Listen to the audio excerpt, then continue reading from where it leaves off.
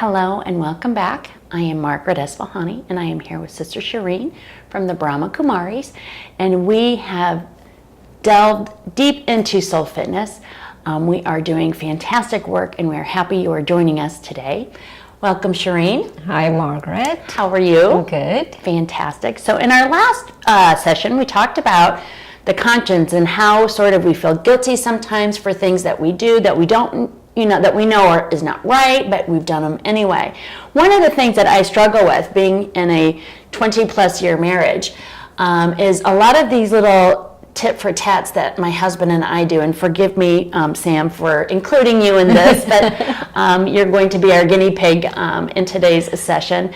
There are things that I know I do that bug him, and vice versa. Well, that's a given. There's, sadly enough, a lot that he does that really is not very important or significant, like forgetting to take the trash out or leaving the television on at nighttime or forgetting to turn the lights off. And these things sometimes get me. You're right. And so sometimes I totally get that, Margaret. Yeah. Because it happens with, even I'm not in a marriage but even in the center, that people will leave lights on and people will leave fan on. And it just really, it's like my mind starts going and then I want to say something to them and then it's just Right. And it's not necessary, but I do. So basically my question is, how can I stop that tit for tat? How can I transform myself from, stopping that and saying, nope, I don't really need to jab, Right. Sorry, babe. And so one of the things that I always think about when I think about actions or transforming any action, actually, whether it's minor like that tit for tat or even big ones, is that there in the Brahma Kumaris we have an arc that we say there's an arc of transformation. Okay. And the arc of transformation is that if the components of the arc are, there's first awareness, then there's attitude, then there's vision, and then there's action.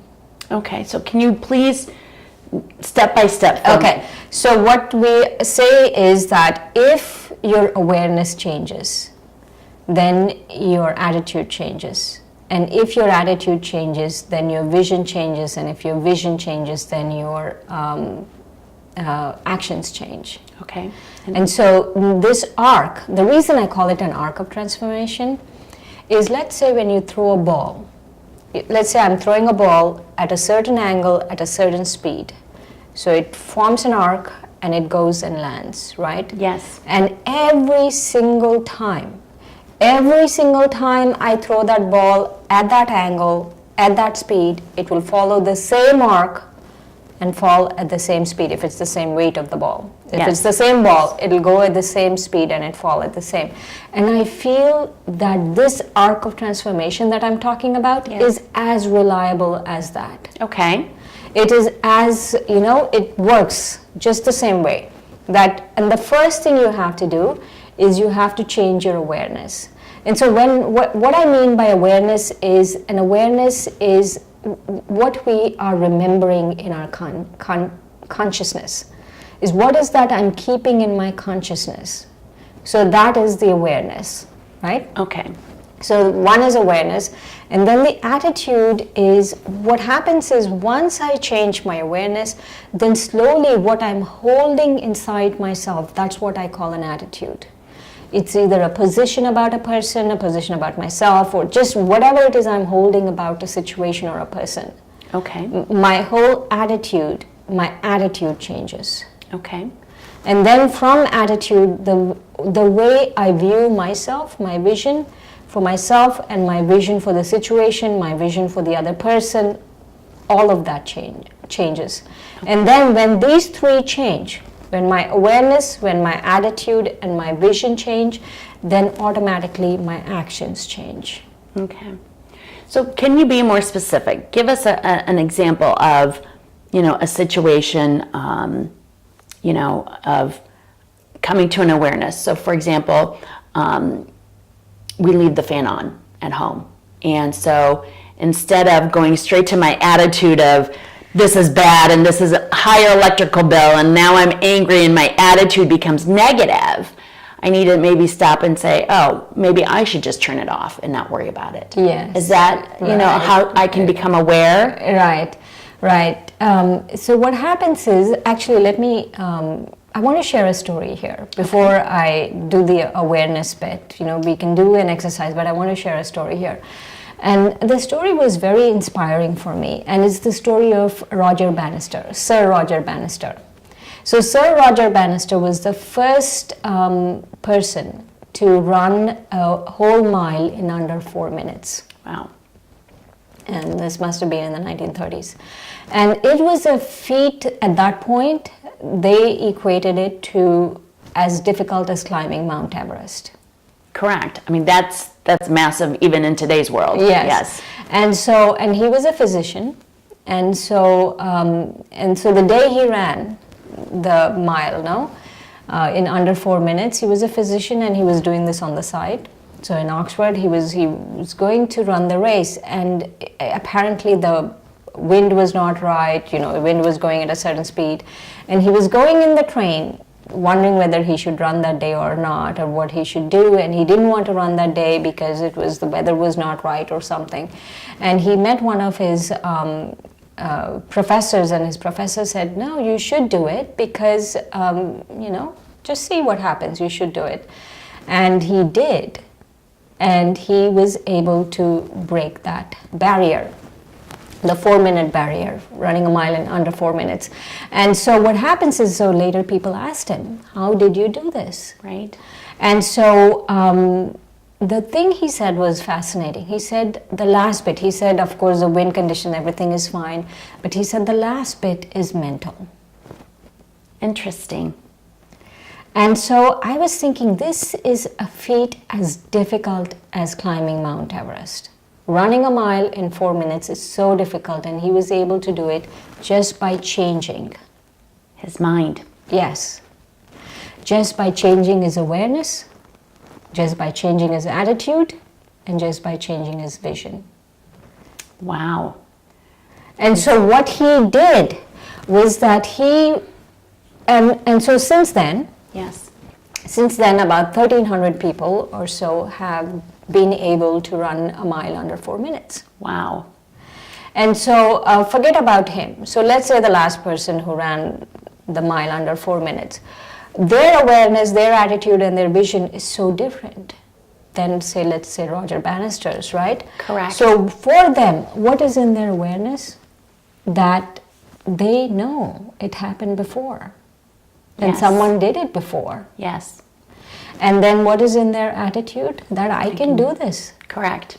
And what is in their vision? That they see themselves doing it. They see themselves going for it. They see themselves crossing the finish line under 4 minutes. Right. So 1,300 people have followed that arc and Very good. have done a mile under 4 minutes, even though it's so difficult. Correct.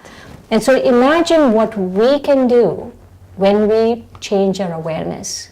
Imagine what we can do when we change our awareness. Yes. So when I change my awareness to, and actually it's good to have a set of practices. Okay. So next time you want to give tit for tat to Sam. So you practice beforehand. You don't practice at that point. Got it. So I'm prepared. Yes, you prepared. Okay. So how do I practice? So you practice. So you take a simple awareness. Okay. You take a simple awareness, and a simple awareness could be something about trust. It could be anything, but I'm thinking about trust these days. And so something about self-trust. Okay. Right? I trust myself. Yes. Or I am a soul that is full of patience. That would work for me. to repeat, I'm a soul full of patience. Right. Because so patience is intrinsic to me. It's deep down, somewhere hidden. And this bit of leaving the fan on, the light on, whatever it is not in my best interest to give in to it, because it's not keeping in with my overall goal for today. My goal for today is I want to be a patient soul. I want to experience I'm a good, patient soul. Yes, that makes sense. Right? Yes. And so then you have a goal, and then you keep that in your awareness. Yes. And that awareness keeps playing. You keep practicing. I'm pure, I am patient, I'm a good soul, I'm pure, I'm patient, I'm a good soul. And they don't take the trash out. You keep practicing. Right. And so once you keep practicing that, you keep that in your awareness, your attitude automatically will change. And when your attitude changes, your vision and then your actions. Got it. So I've got a lot of work to do. But I think that's a really good point to, if there's something in particular that's bothering one of you in your audience in a relationship, or, in that tit for tat, that arc of transformation, you made a very good point about, it's consistent, and it's the awareness and recognizing is the first component, and we've talked about that a lot. And then, thinking about my attitude is really important, and I firmly believe that then that will transform my vision, and then I act on that, and so I will practice that. Would you like to guide us through Sure. meditation to help us begin that process, because it's a great trajectory that I certainly would like to get to one day. Sure. So let's take a deep breath. Breathe in, breathe out, relax.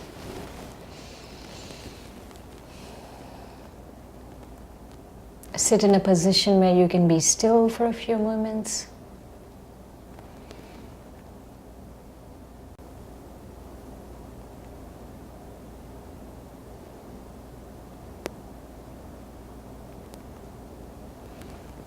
And remind yourself, remember that you're a soul, you're light, and your innate quality is patience. Even though patience is not anywhere obvious right now, it's within. Inside, I'm a patient being. That is who I am originally. Again, remember you're a soul, you're light, and patience is your original virtue.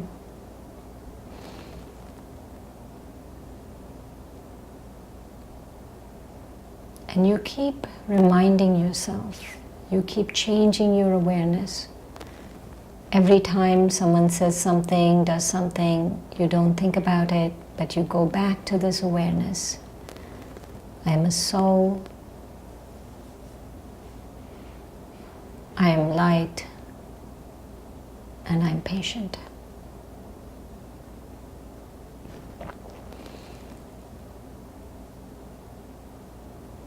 And you will soon realize that your attitude will change. What you hold inside yourself about who you are and about the world and other people and your relationships will slowly start changing.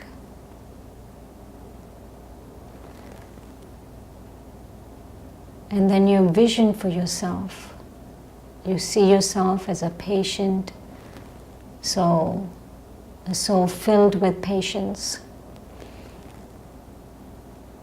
And your vision for yourself and your vision for your relationships and people around you, that will change. And before you know it, your actions start to change.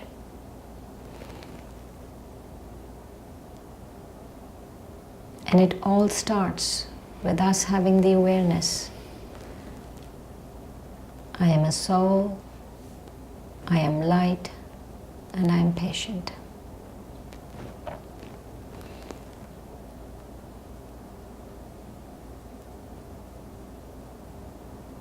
With that thought, I come back to this room.